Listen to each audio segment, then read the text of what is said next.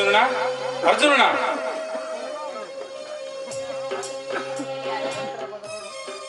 ಅವ್ರು ಯಾರು ಮನೇಲಿಲ್ಲ, ಹೊರಗೆ ಹೋಗಿದ್ದಾರೆ. ಯಾಕೆ? ಯಾಕಿಲ್ಲಮ್ಮ, ಮೊನ್ನೆ ಹೊಲಕ್ಕ ನೀರು ಹಸಾಕ ಸಲಿಗೆ ಓದಿದ್ದೆ, ಅದಕ್ಕೆ ಕೊಟ್ಟೋಗೋಣ ಅಂತ ಬಂದೆ. ಅಲ್ಲ, ಇಷ್ಟು ವಯಸ್ಸಾಗಿದೆ, ನಿನಗೆ ಬುದ್ಧಿ ಇಲ್ವಾ? ಅದನ್ನ ತಗೊಂಡು ಹಾಗೆ ಮನೆ ಒಳಗೆ ಬಂದ್ಬಿಡೋದೇನು? ಯಾಕಮ್ಮ ಈಗಂತ್ಯ? ರೈತರ ಜೀವನಾಡಿಯೇ ಇದು, ಇದನ್ನಿಷ್ಟು ಕೀಳಾಗಿ ನೋಡ್ಕೊಳ್ಳೋದು ತಪ್ಪಲ್ಲ ನಮ್ಮ. ಏನೋ ರಾಜಕಲ್, ನನಗೆ ಬುದ್ಧಿವಾದ ಹೇಳ್ತಿದ್ಯಾ? ತಪ್ಪಲ್ಲಮ್ಮ, ರೈತನು ಹೊಲಕ್ಕೆ ಬೇಕಾಗಿರುವಾಗ ನೀರು ಹಾಸ್ಲಿಕ್ಕೆ ಒಯ್ದಿದ್ದೆ, ಅಷ್ಟರಲ್ಲಿ ನೀವು ಒಳಗೆ ತರಬೇಡ ಅಂದ್ರೆ ಹೇಗಮ್ಮ? ಮತ್ತೆ ಮತ್ತೆ ನನಗೆ ಎದುರು ಉತ್ತರ ಕೊಡ್ತೀಯನೋ ರಾಜಕಲ್?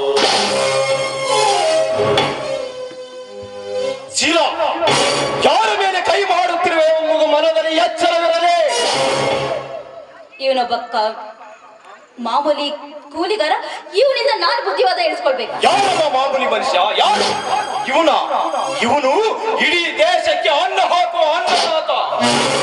ಇವನು ಮಾಮೂಲಿ ಮನುಷ್ಯನ? ನೋಡಮ್ಮ, ಈ ರೈತರಿಗೆ ಎದುರಾಗಿ ನೀವು ಮಾತನಾಡಿದ್ದೀ, ಆದ್ರೆ ನಿನ್ನಂತವರು ಅನ್ನ ತಿನ್ನುವ ಬದಲು ಮಣ್ಣು ತಿನ್ನಬೇಕಾಗುತ್ತದೆ. ಹುಷಾರ್.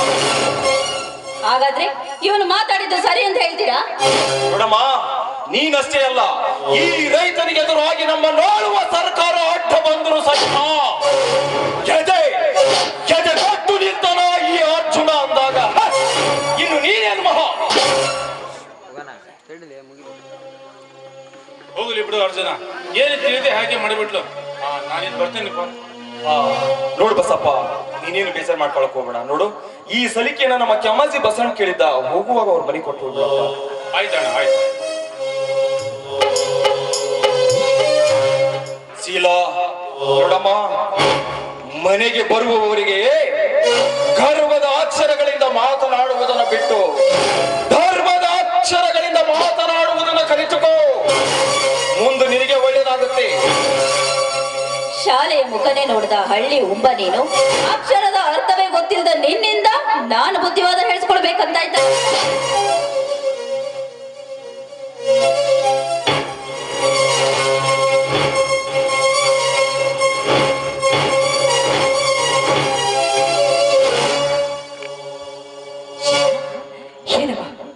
ಏನಮ್ಮ ಇಂಥ ಮಾತುಗಳನ್ನು ಆಡ್ತಾ ಇದ್ದೀನಿ? ನೋಡಮ್ಮ, ನಿನ್ನ ಬಾಯಿಂದ ಇರ್ತ ಮಾತೆ. ನೋಡಮ್ಮ, ದಯವಿಟ್ಟು ಇಂಥ ಮಾತುಗಳನ್ನ ಆಡ್ಬೇಡ. ನಿನ್ನ ಕೈ ಮುಗ್ದು ಕೇಳ್ಕೊತೀನಿ, ಇಲ್ಲಾಂದ್ರೆ ನಿನ್ನ ಕಾಲು ಹಿಡಿದು ಬೇಡ್ಕೊತೀನಿ ಅಮ್ಮ, ಕಾಲು ಹಿಡಿದು ಬೇಡ್ಕೊ. ಓತಿಕಾಟಕ್ಕೆ ಬೇಲಿ ಸಾಕ್ಷಿ ಅನ್ನೋ ಹಾಗೆ ಗಂಡನ ಉಳಿಸ್ಕೊಂಡು ಮಾತಾಡ್ತಿದ್ಯಲ್ಲ, ನಿಮ್ಮಿಂದೆಲ್ಲ ಹೇಳ್ಸ್ಕೊಡ್ಬೇಕಂತ ಪರಿಸ್ಥಿತಿ ನನಗೆ ಬಂದಿದೆ. ಯಾಕಾದ್ರೂ ಈ ಮನೇಲಿ ಇದೀನೋ, ಆದಷ್ಟು ಬೇಗ ನಮ್ಮ ಮನೆಗೆ ಹೋಗೋದೇ ಒಳ್ಳೇದು. ಬೇಡಮ್ಮ, ದಯವಿಟ್ಟು ಇಂಥ ಚುಚ್ಚು ಮಾತುಗಳನ್ನ ಆಡ್ಬೇಡಮ್ಮ, ಆಡ್ಬೇಡ. ನೋಡಮ್ಮ, ನೀನ್ ಈ ಮನೇಲಿ ಹೇಗ್ ಬೇಕಾದ್ರೆ ಇರು, ನಾವ್ ಯಾರು ಏನು ಅನ್ನೋದಿಲ್ಲ. ಆದ್ರೆ ಮನೆ ಬಿಟ್ಟು ಹೋಗ್ತೀನಿ ಅಂತ ಮಾತ್ರ ಹೇಳ್ಬೇಡಮ್ಮ, ಮಾತ್ರ ಹೇಳ್ಬೇಡ. ಹೋಗ್ಲಿ ಬಿಡು ಗಂಗಾ, ಹೋಗ್ಲಿ ಬಿಡು. ನೋಡು, ನಿತ್ಯ ಬಂದವರನ್ನ ಎಬ್ಬಿಸಬಹುದು, ಆದ್ರೆ ನಿತ್ಯ ಬಂದವರ ತರ ನಟಿಸುವವರನ್ನ ಎಬ್ಬಿಸೋದು ಒಂದೇ, ಬೋರ್ಗಲಿ ಮ್ಯಾ ನೀರು ಹಾಕೋದು ಎರಡೂ ಒಂದೇ. ಹೌದು ಹೌದು, ಯಾರ್ಯಾರು ಯಾವಾಗ ಈ ಮನೇಲಿ ಹೇಗ್ ನಟಿಸ್ತಾರಂತ ಯಾರಿಗ್ ಗೊತ್ತು? ನಿಮ್ಮತ್ತೋದ್ರಿಂದೆಲ್ಲ ಬುದ್ಧಿವಾದ ಹೇಳ್ಸ್ಕೊಳ್ಬೇಕು ನಾನು. ನೋಡಮ್ಮ, ನೀನು ತವರು ಮನೇಲಿ ಬಂಗಾರದ ತಟ್ಟೆಯಲ್ಲಿ ಊಟ ಮಾಡಿರ್ಬೋದು, ಆದ್ರೆ ಗಂಡನ ಮನೇಲಿ ಮಣ್ಣಿನ ಮಡಿಕೆಯಲ್ಲಿ ಮಾಡುವ ಊಟ ಆ ನಿನ್ನ ತವರು ಮನೆಯಲ್ಲಿ ಸಿಗಲ್ಲಮ್ಮ, ಸಿಗಲ್ಲ. ಹೆಣ್ಣು ಯಾವತ್ತು ಗಂಡನ ಮನೆಯನ್ನ ಬೆಳಗ್ಬೇಕೇ ವಿನಃ ಯಾವತ್ತು ತವರು ಮನೆಯನ್ನಲ್ಲಮ್ಮ, ಮನೆಯನ್ನಲ್ಲ. ಅಂದ್ರೆ ನೀನು ಈ ಮನೇನ ಬೆಳಗೋಕ್ ಬಂದಳು, ನಾನು ಈ ಮನೆಯನ್ನ ನಾಶ ಮಾಡಕ್ ಬಂದಳು ಅಂತೀಯ?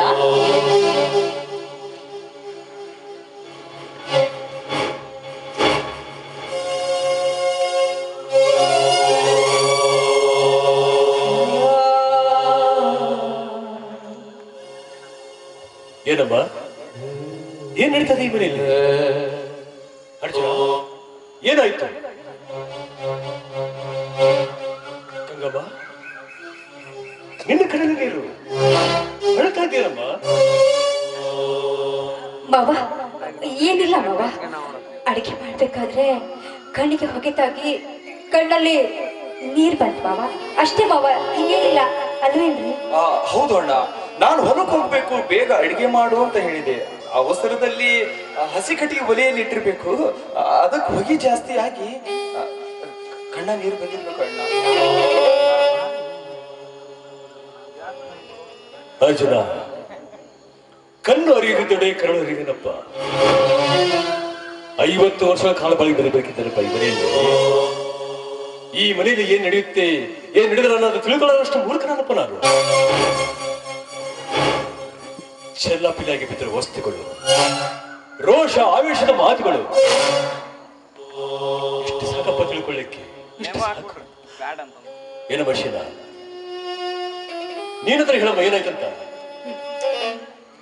ಹೇಳುದೇನಿದೆ, ಈ ಮನೇಲಿ ಕೆಲ್ಸಕ್ಕೆ ಬಾರ್ದವ್ರಿಂದ ಹೇಳ್ಬಾರ್ದೆಲ್ಲ ಹೇಳ್ಕೊಳ್ಬೇಕಂತಾಗಿದೆ ನನ್ನ ಜೀವನ.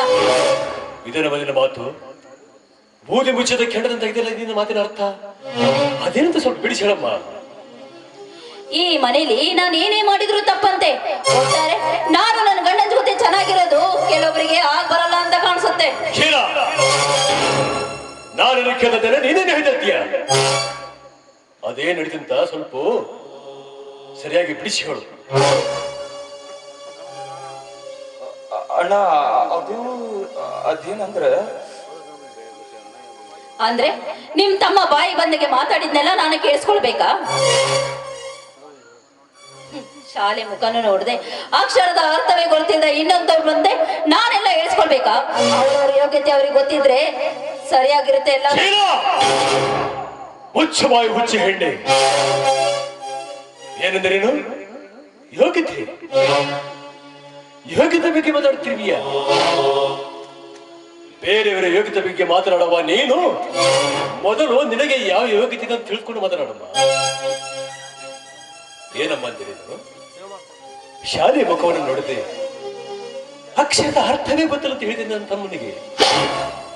ನೋಡಮ್ಮ, ಹಾಗೆಲ್ಲ ಮಾತಾಡಬಾರ್ದು. ನೀನೆಲ್ಲ ಚಿಕ್ಕವಳು, ಅದಕ್ಕೆ ದೊಡ್ಡವರು ಹೇಳ್ತಾರೆ, ಹಾಲಿಗೆ ಉಕ್ಕು ಬರಬಾರ್ದು, ಹೆಣ್ಣಿಗೆ ಸೊಕ್ಕು ಬರಬಾರ್ದು ಅಂತ. ಮಾತನಾಡುವಾಗ ಒಂದು ಸ್ವಲ್ಪ ಮನದಲ್ಲಿ ಅರ್ಥ ಮಾಡ್ಕೊಂಡು ಮಾತಾಡ್ಬೇಕು. ನಿಮ್ಮ ತಮ್ಮ ದೊಡ್ಡ ವಿದ್ಯಾವಂತ ಪಂಡಿತ, ಅವನಿಂದ ನಾನು ಹೇಳಿಸ್ಕೊಳ್ಬೇಕಲ್ಲ? ಇಲ್ಲಿ ಬಿಡಮ್ಮ, ನಿನ್ನಷ್ಟು ವಿದ್ಯಾವಂತ ಬುದ್ಧಿವಂತರಲ್ಲ ಬಿಡವು. ಅಲ್ಪ ವಿದ್ಯೆ ಮಹಾಕರ್ಮಿ. ಅಷ್ಟಕ್ಕೂ ನೀನು ಹಂಗಿನ ಮನೆಯಲ್ಲಿ ಕುಳಿತುಕೊಂಡು ಓದಿ ಕೇವಲ ಟಿಕೆಟ್ ತೆಗೆದುಕೊಂಡು ಮಾತ್ರಕ್ಕೆ ಚಿಕಿತ್ಸೆ ಮಾತಾಡ್ತಿದ್ದಲ್ಲಮ್ಮ ನೀನು. ಅಂಬಳಿ ಉಂಡು ಗುಡಿಸಿನ ಮೇಲೆ ಕುಳಿತು ಬೀದಿ ಬೆಳಕಿನಲ್ಲಿ ಓದಿ ಈ ಭಾರತ ಸರ್ಕಾರ ನಡೆಸುವ IAS ಪರೀಕ್ಷೆಯಲ್ಲಿ ಪಾಸ್ ಆಗಿ ಈ ನಮ್ಮ ಕರ್ನಾಟಕ ರಾಜ್ಯಕ್ಕೆ ಗೋಡೆ ಬೆಳೆದಿಷ್ಟು ನನ್ನ ತಮ್ಮ. ಅವನು ಮೀಸಲಂತ ಗಂಡಸು, ಅವನಿಷ್ಟು ಚಿಕಿತ್ಸೆ ಮಾತಾಡಬಲ್ಲ. ಮಾತನಾಡುವಾಗ ಸ್ವಲ್ಪ ಮನದಲ್ಲಿ ಕಬಡ್ಡಿಗಳು ಮಾತಾಡಬೇಕು. ಹೋಗ್ಲಿ ಬಿಡೋಣ, ಹೋಗ್ಲಿ ಬಿಡು. ಎಷ್ಟೇ ಆದ್ರೂ ಅವಳನ್ನ ತಮ್ಮನ ಹೆಂಡತಿ, ಮೇಲಾಗಿ ಸುಖದ ಸುಪ್ಪತ್ತಿಗೆ ಬೆಳೆದವಳು. ಅದಕ್ಕೋಸ್ಕರ ನಮ್ಮ ಮನೆಗೆ ಅವಳು ಹೊಂದಿಕೊಳ್ಳುವವರೆಗೂ ನಾವೇ ಹೊಂದ್ಕೊಂಡ್ರಾಯ್ತಣ್ಣ. ಅರ್ಜುನ, ಕಳ್ಳಿ ಹಾಲು ಕಣ್ಣಿಗೆಲ್ಲ, ಮಳ್ಳ ಹೆಣ್ಣು ಮನೆಗೆಲ್ಲ ಅನ್ನೋ ಹಾಗೆ ತವರು ಮನೆ ಶ್ರೀಮಂತಿಕೆ ಬಗ್ಗೆ ಮಾತನಾಡುವಾಗಿಂತ ಹೆಣ್ಣುಗಳಿಗೆ ಹೇಗಪ್ಪ ಗೊತ್ತಾಗಬೇಕು? ತವರು ಮನೆಯ ಬುಟ್ಟಿ ಬಂಗಾರ ಒಡವೆಗಳಿಗಿಂತ ಗಂಡನ ಮನೆಯ ಬೊಟ್ಟು ಕುಂಕುಮಲ್ಲಿ ಏಸುವಂತ ಇದನ್ನ ಅರಿತುಕೊಂಡು ನಡೆದ್ರ ಹೆಣ್ಣಿನ ಜನ್ಮಕ್ಕೆ ಒಂದು ಅರ್ಥ ಸಿಗ್ತೈತಿ. ಬಾಬಾ, ಹೋಗ್ಲಿ ಬಿಡಿ ಬಾಬಾ. ಏನು ತಿಳಿಯದೆ ನನ್ನ ತಂಗಿ ಮಾತಾಡಿದ್ದಾಳೆ. ಅವಳಿನ ಚಿಕ್ಕವಳು, ಅವಳಿಗೇನೋ ಗೊತ್ತಾಗೋದಿಲ್ಲ ಬಾಬಾ, ಏನೋ ಗೊತ್ತಾಗೋದಿಲ್ಲ. ಹೌದಣ್ಣ, ತಪ್ಪು ಮಾಡುವುದು ಮನುಷ್ಯನ ಸಹಜ ಗುಣ. ಅದನ್ನು ತಿದ್ದಿಕೊಳ್ಳಲು ಅವಕಾಶ ಮಾಡಿಕೊಡುವುದು ಹಿರಿಯರಾದ ನಿಮ್ಮ ಲಕ್ಷಣ. ನೋಡಮ್ಮ ಶಿಲಾ, ನಿನಗಿರುವ ಅನುಭವವನ್ನ ನೀ ಅರಿತು ನಡೆದಿದ್ದೇ ಆದ್ರೆ ಅಮ್ಮ ಶಿಲಾ, ನಿನ್ನ ಬಾಳಾಗುತ್ತೆ ಬಂಗಾರನಮ್ಮ, ಬಂಗಾರ.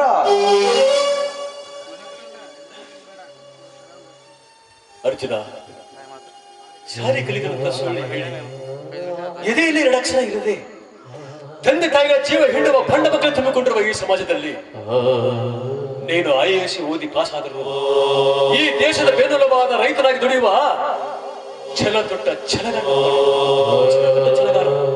ಅಷ್ಟೇ ಅಲ್ಲ, ಕೋಟಿ ವಿದ್ಯೆಗಿಂತ ಮೇಟಿ ವಿದ್ಯೆ ಬೇರೆ ಎಂದು ತೋರಿಸುವ, ಕಾಯಕ ಮಾಡಿ ತೋರಿಸುವ ಜಗಮೆಚ್ಚಿದ ಮಗನಪ್ಪ ನೀನು, ಜಗಮೆಚ್ಚಿದ ಮಗ.